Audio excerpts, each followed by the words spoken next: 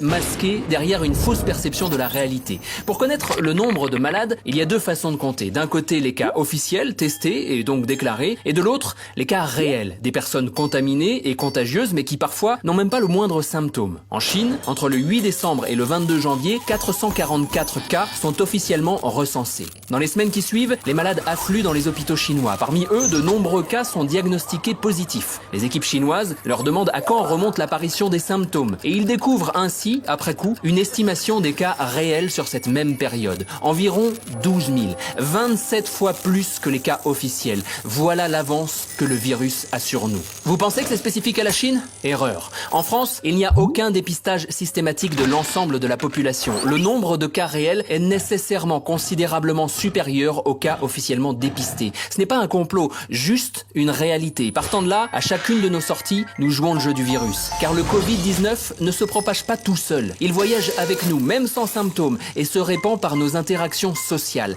Chaque personne contaminée peut infecter 2 à 3 individus, soit presque le double d'une grippe classique. Gardons ça en tête et revenons aux chiffres. 20% des cas nécessitent une hospitalisation, 5% une place en unité de soins intensifs et environ 2,5% une aide très intensive. Aujourd'hui, en France, nous disposons de 5000 lits de réanimation et 7364 lits dans les unités de soins intensifs. Et nous ne parlons même pas du personnel nécessaire pour administrer ces soins. Entre le 24 janvier et le 14 mars, 4500 cas officiels ont été confirmés, ce qui veut dire que le nombre de cas réels est nécessairement largement supérieur. À 60 000 cas confirmés, nos hôpitaux seront saturés par ces petits 20% de cas graves.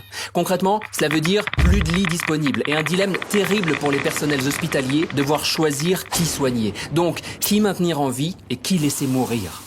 Dernier détail, le taux de mortalité de la grippe saisonnière est de 0,1%. Celui du coronavirus varie entre 0,5 et 5%. L'écart est simple à expliquer. Dans les pays ayant appliqué rapidement un confinement strict, comme la Corée du Sud, le taux de mortalité est sous les 1%. Dans les autres pays, comme l'Italie ou l'Iran, il varie entre 3 et 5%. Tarder à se confiner, c'est augmenter le nombre de morts de plusieurs milliers, voire dizaines de milliers. Voilà la réalité. Violente, brutale. Il n'est même plus question aujourd'hui d'empêcher la surcharge des hôpitaux, c'est sans doute déjà trop tard. Par contre, nous pouvons toutes et tous limiter cet engorgement, en limitant radicalement toutes nos interactions sociales. Toutes. C'est l'unique moyen de contenir la propagation du virus. Restez chez vous, c'est impératif. Et ne sortez que pour l'essentiel. Vous aurez peut-être l'impression de vous isoler, mais aucun acte ne sera plus collectif et solidaire que celui-ci.